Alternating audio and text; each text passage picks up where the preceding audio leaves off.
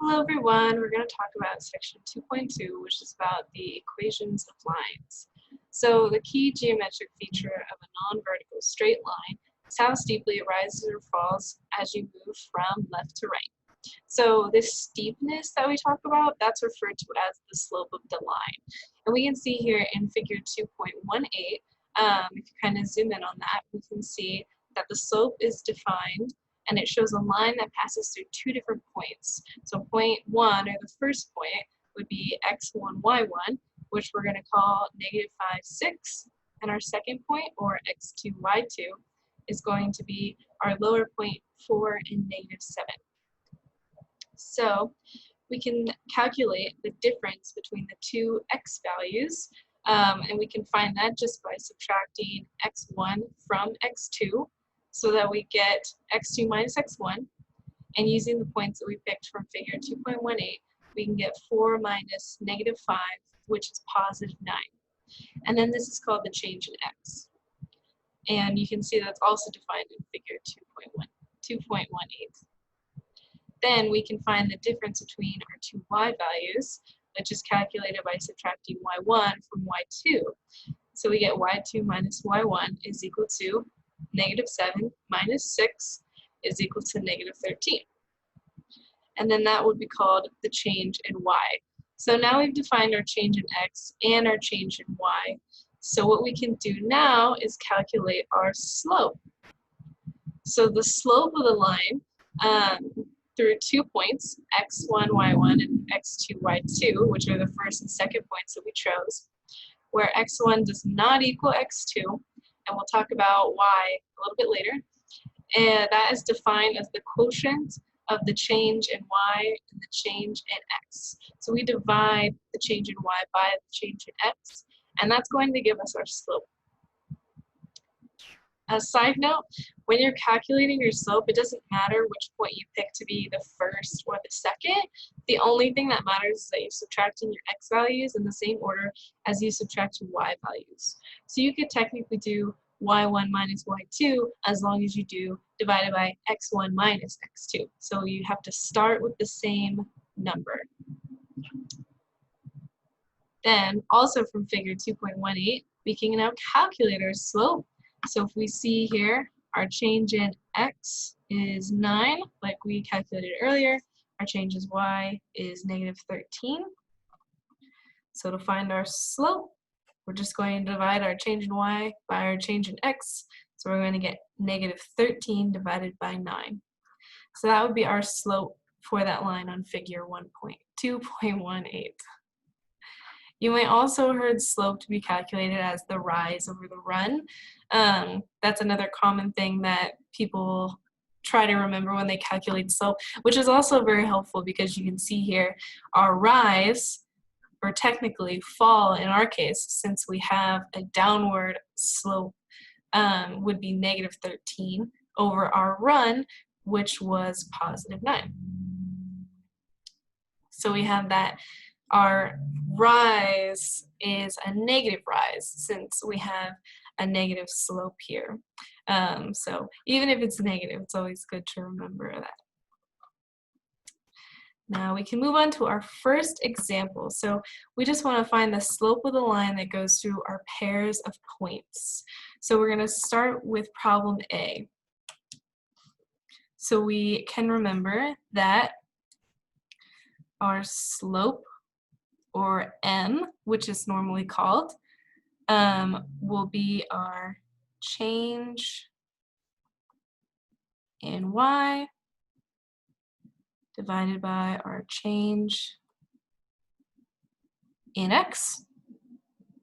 And we can label which points are going to be which points. So we'll say that 5, 9 will be our first point. So we'll say, x1 is 5, y1 is 9, x2 will be negative 5, and y2 will be negative 3. So we have our m is our change in y divided by change in x.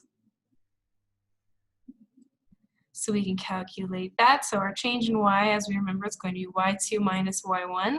So we'll have negative 3 minus 9 divided by negative 5 minus 5. So now we can compute that. So negative 3 minus 9 is going to be negative 12. And negative 5 minus 5 is going to be negative 10. So now we have two negative numbers being divided by each other, and also we see that this will simplify. So we're going to get 6 divided by 5. And then that would be our slope for part A.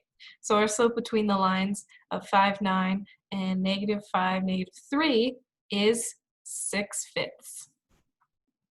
So now we can do B. So we're going to do the same thing. Our first point here will be x1 and y1. And our second point here will be x2, y2. Kind of got a little messed up there, y2. That's weird. There we go. Now that's right. And we're going to do the same thing as we did before. So we have m is equal to, and we know now that it's change in y divided by change in x. So I'm going to skip writing that part, but I will write the actual values. So we have y2, which is going to be negative 2 minus negative 2 divided by 4 minus 1. So screen keeps shifting.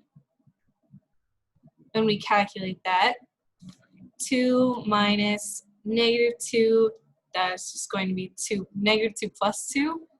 So we're going to get 0 divided by 4 minus 1 is 3. And we know that 0 divided by 3 is just going to be 0. So now we know that the slope is 0.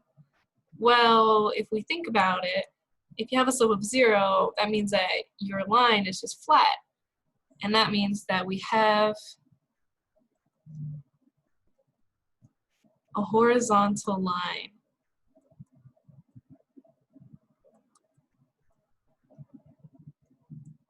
When our slope is equal to 0.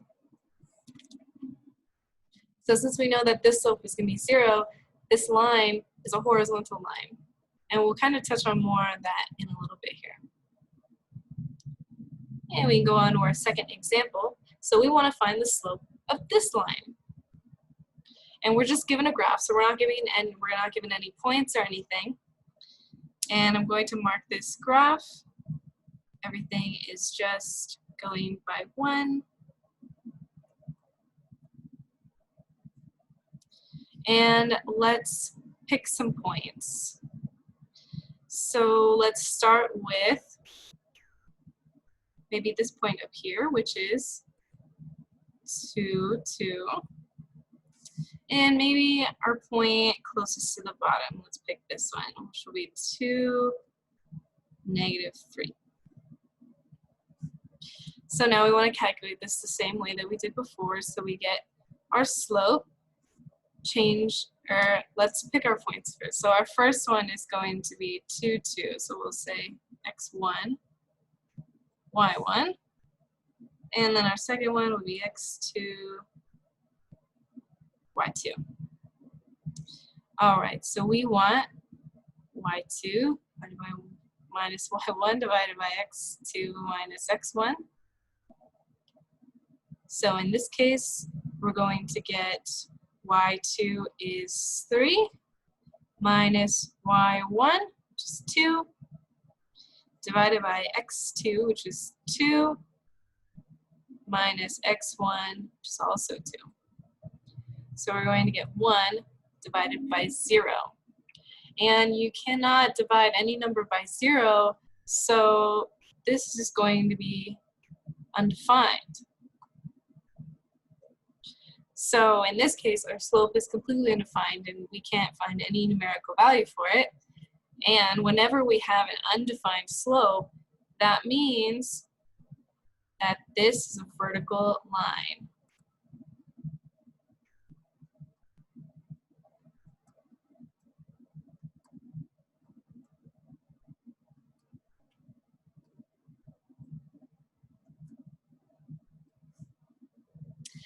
Now, we have this graph. We can clearly see that this is a vertical line. So we already knew this, but when we picked our points, maybe if we're just given points, we wouldn't know if we didn't have a picture of our graph up already.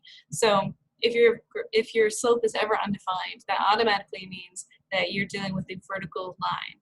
So it's important to keep those distinctions between a horizontal line and a vertical line. A horizontal line will have a slope of 0, means that it's flat, like the horizon.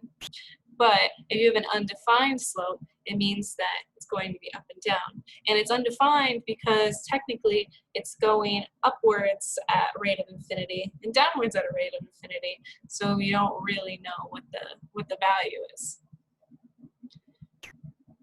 So the forms we're going to develop later in this section, they're not going to apply to vertical lines since the slope is just completely undefined. But vertical lines are still used to describe graphs of equations, so regardless of whether or not we can use them in the forms or not. So we already said this, but we know that the slope of every horizontal line is 0 and the slope of a vertical line is undefined. Also, it's important to keep in mind that if you have k as a constant, and the graph of the equation y equals k. So if you ever see any sort of value, or maybe you simplify something down and it becomes y equals k, where k is any constant number, then that means that you have a horizontal line with a y-intercept of k. So for example, if you had y equals 5, that means that your graph is just a horizontal line with your y-intercept being at 5. And then if k is a constant, and your graph of your equation is somehow x equals k, then that means that it's a vertical line with an x-intercept equal to k. So if you have x equals -1, then that means that you have a vertical line with your x-intercept at -1. So now we can go on to our next form, which is going to be slope-intercept form. So this slope can help us develop an algebraic expression of non-vertical straight lines. So we found the slope and we found points, and now we're going to create an equation for these lines. So we're going to assume that a line has a slope of m, which we already did a few times. We called the slope m. And then we're going to assume that the y-intercept is 0, b. So our y-intercept is at b. Then we're going to let x and y, a point x and y, be another point that is not at 0, b, so any other point that's not the y-intercept. And we're going to use the definition of slope to get m is equal to y minus b divided by x minus 0. And now we're going to simplify this as much as possible to get it in our slope-intercept form. So we have our very first initial statement, which was the slope is equal to y minus b divided by x minus 0. So we're just going to simplify this a little bit and pick another color. Let's go back to this navy. And I have the steps listed already, so the first thing we're going to do is simplify our denominator. So we're going to get y minus b divided by x. And what we're trying to do is we want to simplify our equation so that we isolate y. That is what we want isolated. So if we want to isolate y, the next thing that we want to do is multiply by x on both sides so we don't have y being divided by x anymore.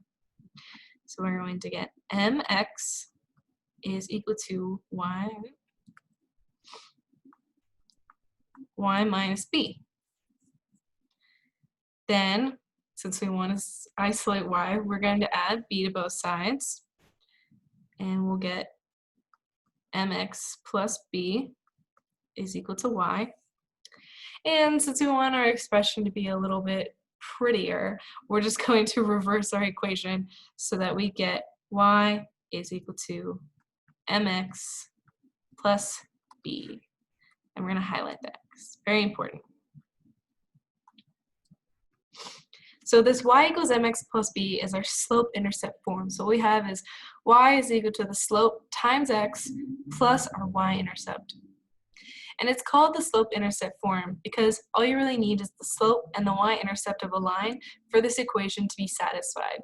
So if you ever get to a problem and it says something like find the equation or anything along those lines, and you have a slope and you have an intercept, you know you can automatically put this in the slope-intercept form. Those are the only things you need to satisfy it. Also, every point on the line of a graph will satisfy our slope-intercept form. So remember to keep that in mind. All right, so now we're at example 3, which I don't think I mentioned this already, but a few of these problems you can find in other places in your book. Clearly not the first two. But example 3 is also checkpoint 2 in your book, so if you ever want to go back and look at it, it's checkpoint 2 in this section. So we want to find an equation for the line with, for part A, we have a y-intercept of -3 and a slope of 2 divided by 3. So we know our slope-intercept form is y is equal to mx plus b, and the question gives us m, and it also gives us b.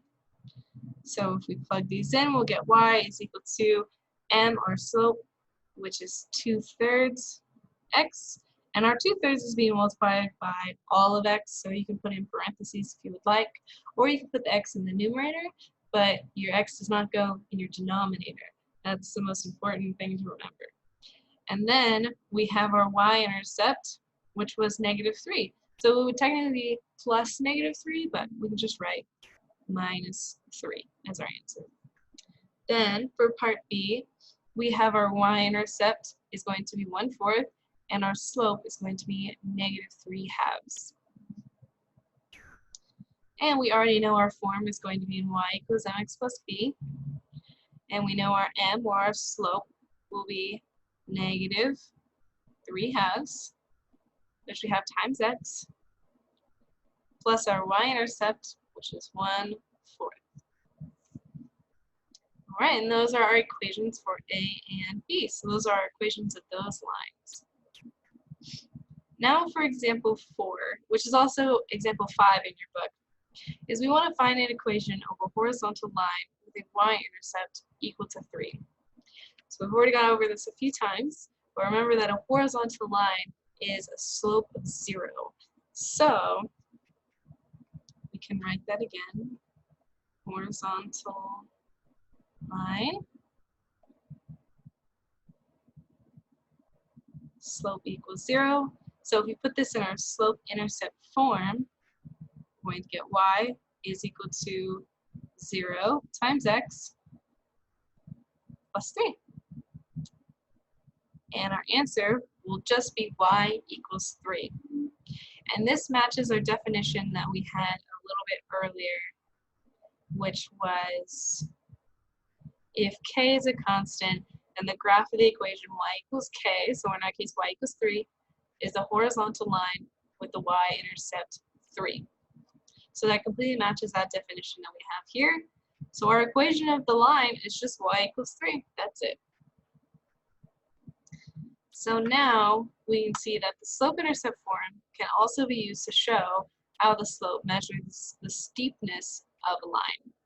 And since we know that slope is the steepness of a line, just in numerical form, then we can assume kind of how these graphs are going to look based on our slope.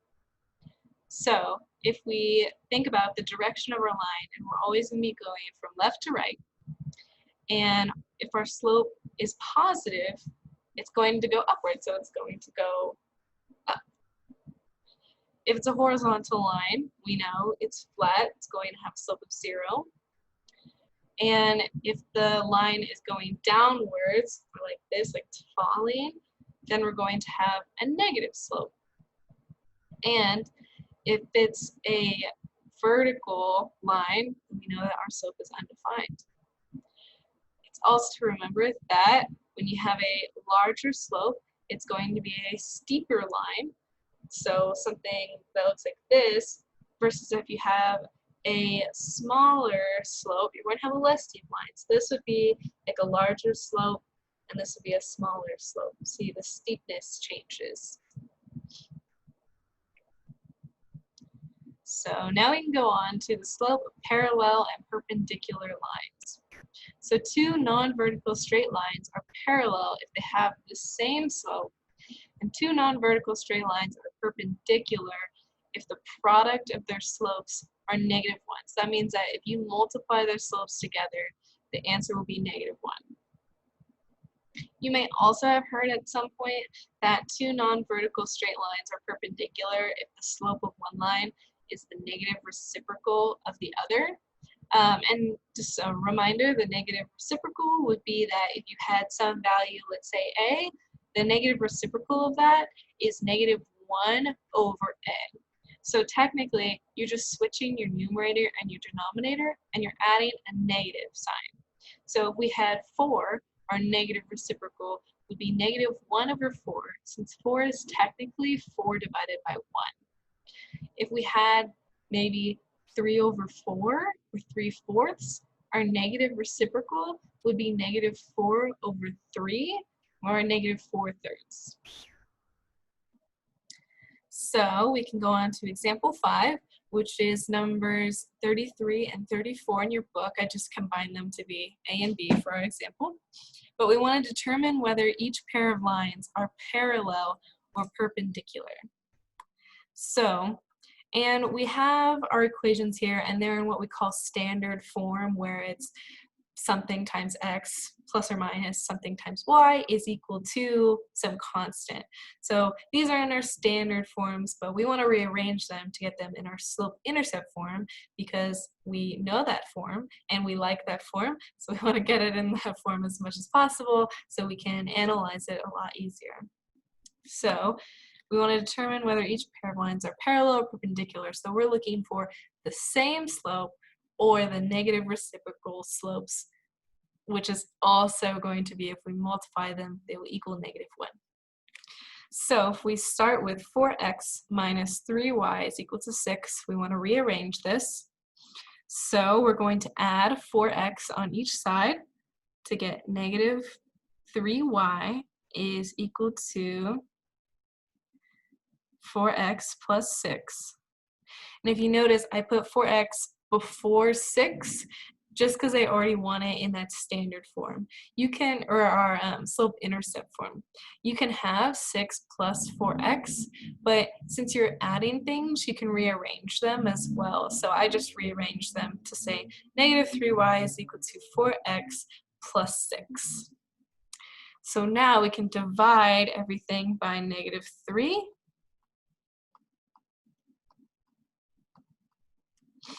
And we get y is equal to -4/3 x minus 2. Okay, so we have our first line in slope-intercept form. Now we want to get our second line into slope-intercept form as well. So on this side, we are going to subtract 3x from both sides to get 4y is equal to, and I'm going to put -3x plus 8. In this case, because I want it in that slope-intercept form, so we can write -3x plus 8. Then we can divide each term by 4, and we get y is equal to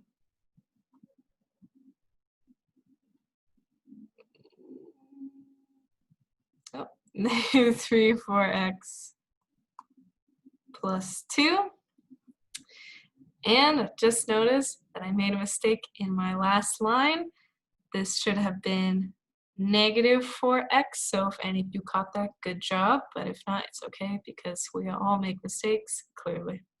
So that should be a positive 4 divided by 3. So on our second line, we have y is equal to -3/4 x plus 2. And our first line should have been y is equal to 4 divided by 3x minus 2. So we see here that 4/3, our negative reciprocal is 4/3. So remember, we just flip our numerator and our denominator and add a negative sign. So our negative reciprocal, 4/3, would be -3/4. But we also want to check to make sure that the product is equal to -1. So we're going to do that as well. So our first instincts, we already notice off the bat that the slope is not the same. And now we're checking to see if their product is equal to -1. So we're going to multiply 4/3 by -3/4, which is going to be equal to -12 divided by 12, which is -1. So we see that these lines are perpendicular.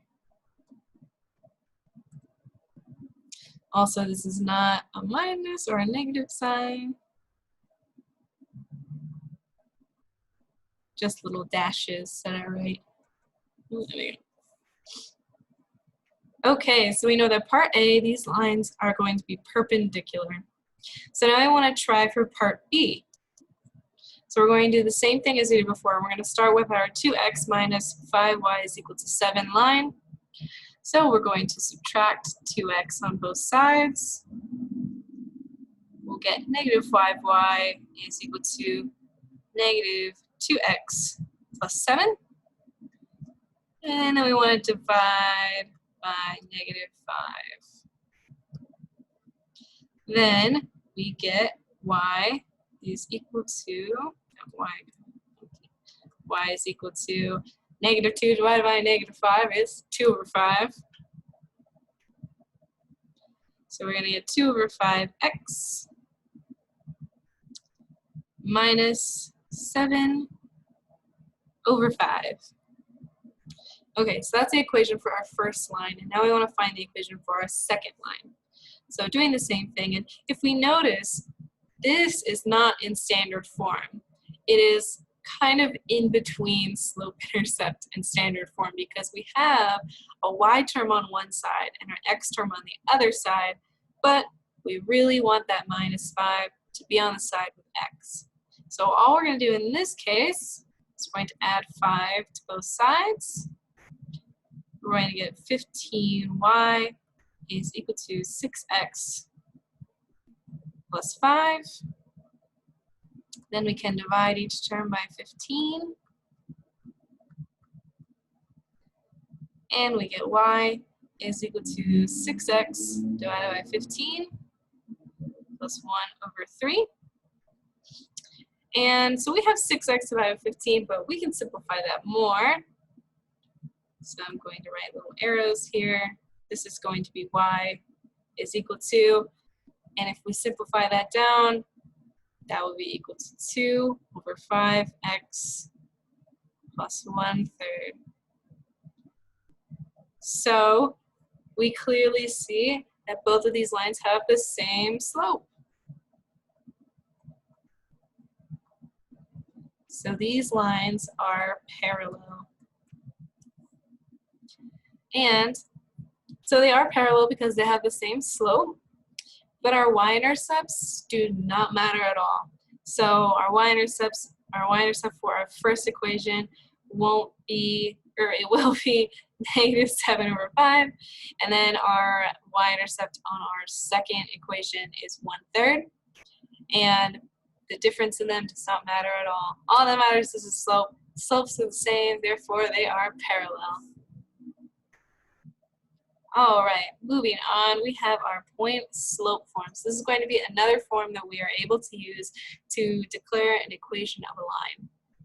So our slope-intercept form is the most convenient when we can use it, but it may not always be the best way to find the equation of a line. Sometimes you're not always given a y-intercept and a slope. Sometimes you're given other things, and maybe the combination of those other things would be better fit for something like a point slope form.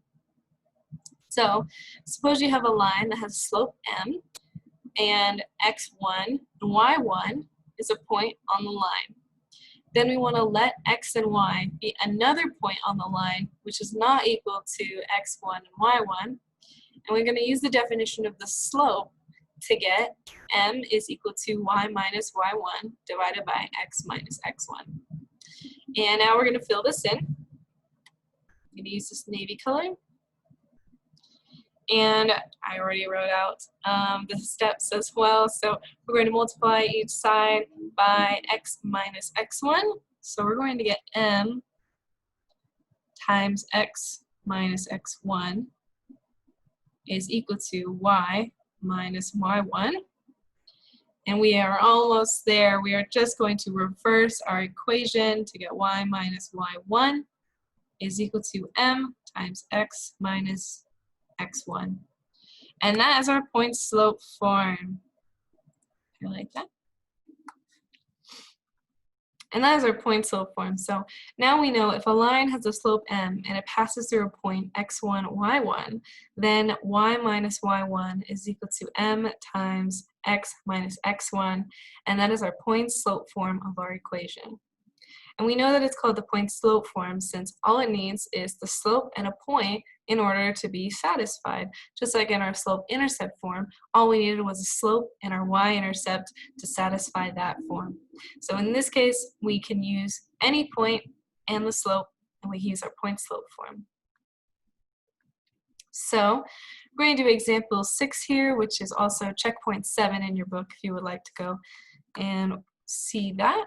So we're going to find the point slope form and the slope intercept form for parts A and B. So for part A, we have our slope, which is -3/5, and our point is going to be 5, -2. So we want to put this in our point slope form first. So I'm going to say point slope.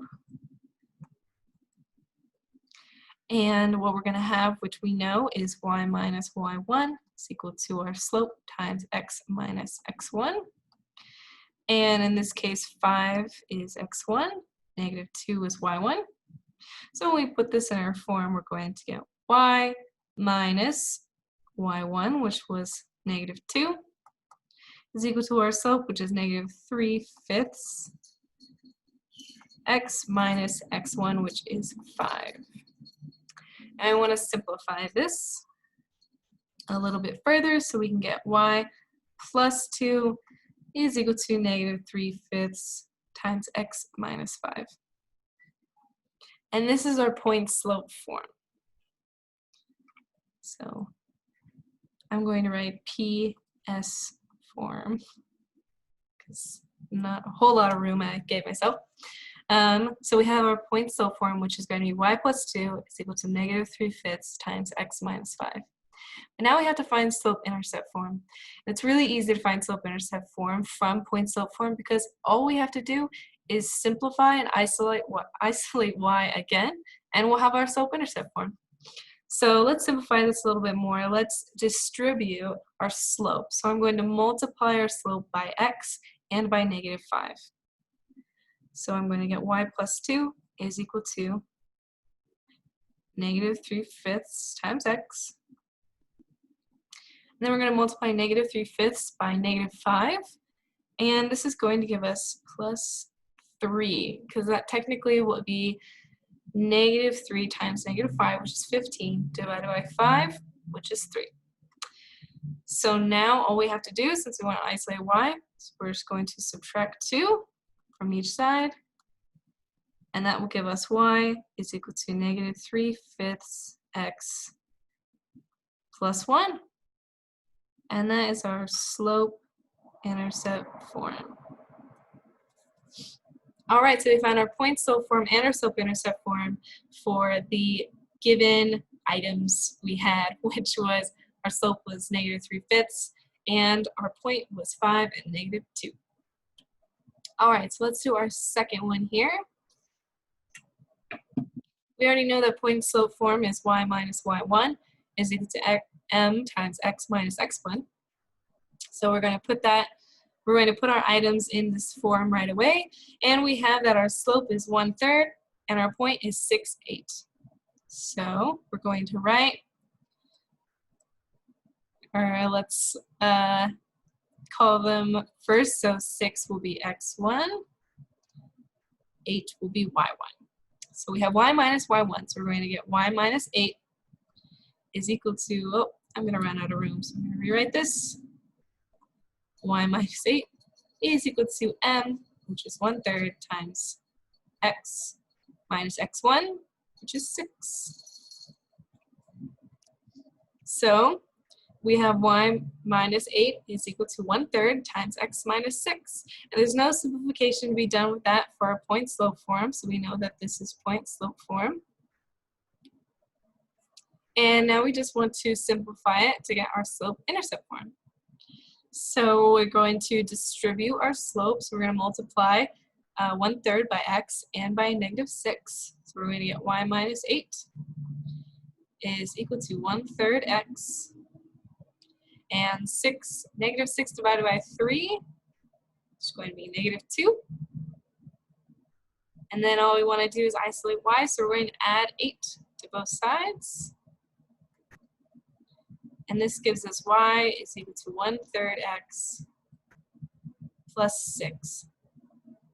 And this is our slope intercept form. And there we go. We have our point slope forms and our slope intercepts forms for both parts A and part B. All right, so now we're going to move on to example 7, which is also going to be example 10 in your book. We want to find the equation of the line that goes through 5, 4, and -10, -2. So we just want to find the equation of the line, but let's strive for slope-intercept form. We're given points, and you know we're going to do both. We're going to get point slope form and slope-intercept form. We're given our points, and we have our graph here, which shows us our points in our line. You may notice I have erased some things on the graph, which would give away the answers, so I erased them. But let us begin. So we have 2 points. We have no slope, but we have 2 points. And all we need is 2 points to calculate our slope. So that's what we'll do first. So our 5, 4, we're going to say is our first point. So 5 will be x1, 4 will be y1, -10 will be x2, and -2 will be y2.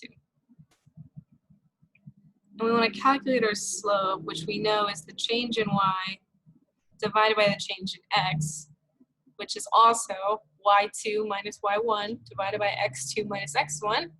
So y2 is going to be -2 minus y1, so -4, divided by our x2, which is -10, minus x1, which is 5.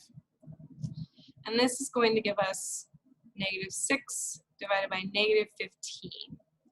We want to simplify that a little bit more, which will be 2 divided by 5. All right, so now we have our slope, which is 2 divided by 5.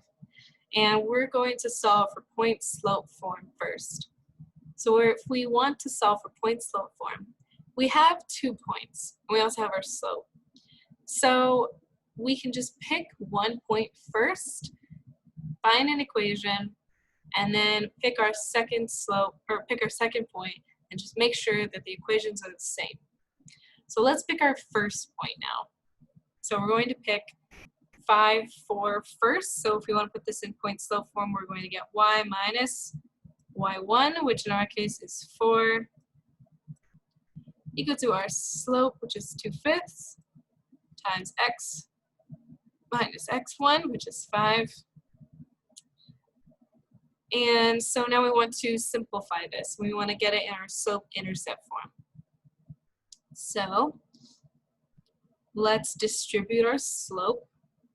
We get y minus 4 is equal to 2/5 x minus, and 2/5 times -5 is going to be -2. And then we're just going to add 4 to both sides to get our slope-intercept form. We get y is equal to 2/5 x plus 2. All right, so that is our first equation. We finalized it in our slope-intercept form, and we used the first point. So we have a potential answer, but now we want to use our second point to just make sure that they are the same. So let's use our second point. So we'll say this was our first point. And now we want to use our second point. So y minus y2 in this case, which would be -2, is equal to 2/5 times x minus -10. This is our second point. And then we want to simplify it as much as possible. So this is going to be y plus 2 is equal to 2/5 times x plus 10. And now we can simplify down to get our slope-intercept form. So we want to distribute our slope. We get y plus 2 is equal to 2 divided by 5 times x. And 2 divided by 5 times 10 is going to be plus 4, because that would technically be 2 times 10, which is 20, divided by 5, which is 4. Now we just want to simplify further by subtracting our 2 from both sides, and we get y is equal to 2/5 x plus 2. So we see that they match, and that would be our answer. So we'll say final answer, y is equal to 2/5 x plus 2. And that's our final answer on our equation here. And there we go. I erased the white that was covering the other answers. So we now see that this is the correct answer, and we did do this equation right. All right, so now we're moving on to linear equations. So an equation in two variables whose graph is a straight line, these are called linear equations. So all the equations that we've been seeing so far, these are all called linear equations. And they have many forms, as we know, since we've already seen a few. So we have here an equation which would be x equals k, or x is equal to a constant number. That is that vertical line. So that's our x-intercept k with no y-intercept, so it is an undefined slope. Our y equals k, which is our horizontal line with that y-intercept k, or a constant, no x-intercept, and a slope of 0. Y equals mx plus b, which is our slope-intercept form with our slope of m and our y-intercept b. Y minus y1 is equal to m times x minus x1, which is our point slope form, which we just learned, which uses our slope of m and the line that passes through our point x1, y1. And then that form that we saw earlier with our a, or any constant a times x plus b, a constant b times y, is equal to c, another constant c. And that is in our general form, or sometimes called standard form. So if a does not equal 0 and b does not equal 0, then the line has an x-intercept c divided by a y-intercept of c divided by b, and a slope of negative a divided by b. So that's how you can simplify down from a standard or general form. All right, in our application, so a lot of times relationships are linear or they're almost linear, so we can approximate them with linear equations. So example 8, which is also checkpoint 9 in your book, this is going to be a practical application of linear equations. So an average cost of tuition and fees at a private 4-year university was $19,307 in 2000 and $34,805 in the year 2011. So we want to let x equal 0 represent the year 2000. And then we want to find the linear equation for the given data. And we're going to round our slope to the nearest integer, just so we're not dealing with decimals. So if we let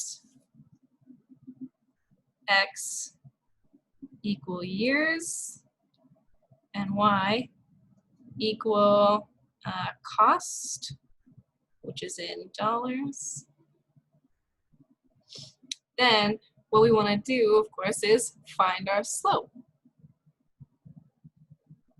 So our slope, which we're going to use y2, y1, x2, x1, and we can identify these points first. So technically our points will be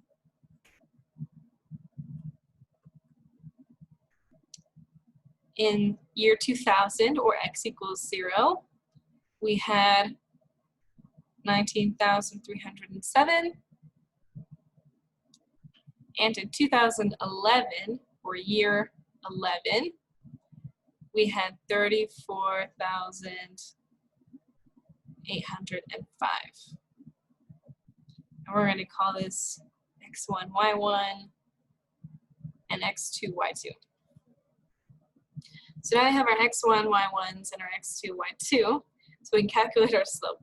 So we're going to start with our y2, which is going to be 34,805 minus y1, which is 19,307, divided by x2, 11, minus x1, which is 0. And we are going to grab that number real quick. Can't quite do that in my head. So we have $15,498 divided by 11. And if we calculate that, that is going to be 1,408.9. And we want to round to the nearest integer. And all that means is that we want to round to the next whole number, which would be 1,409. So that is our slope. So we want to find our linear equation. We have a slope, we have multiple points, but the important thing to notice about our first point is we have our y-intercept. Since our x-coordinate is 0 and our y-coordinate is anything other than 0, we know that that is going to be our y-intercept. So we can pick that y-intercept, we can write our equation in our slope-intercept forms. So we have our slope and we have our intercept, and we get y is equal to 1,409 times x, since that's our slope, plus our intercept, which was 19,307. So that is our equation that we're going to use for part B here, which is we're going to estimate the cost of tuition and fees for the year 2017. So we're going to use our equation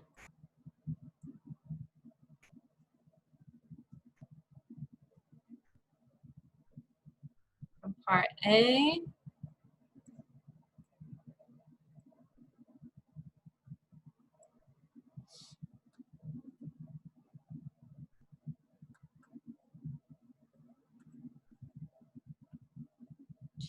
And since we were thinking about the year 2000, and if x equals 0 was technically the 0 year, then 2017 is going to be x equal to 17.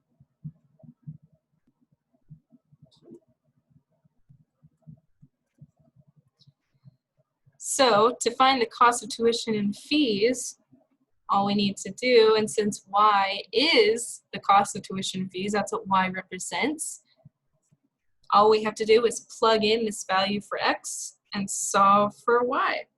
So we have y is equal to 1,409 times 17 plus 19,307. And we are going to get, when we calculate that, we're going to get y is equal to $43,260. So that is our estimated cost of tuition and fees for the year 2017. Now obviously this estimation is thinking about a linear equation. So if the actual cost of tuition and fees is maybe not linear, this wouldn't be a great estimation. But if it was, then this would be a really good estimation. And it is at least a ballpark to get when we estimate maybe future values of things. All right, so we have gone through section 2.2 for today. Thank you for listening. Don't forget to do your homework as well. And remember, do not hesitate to ever email me or anything. If you have any questions, please use the online homework form or question form if you would like to ask any anonymous questions. So I hope you all have a good rest of your day today. And I will see you tomorrow. Well, virtually see you tomorrow.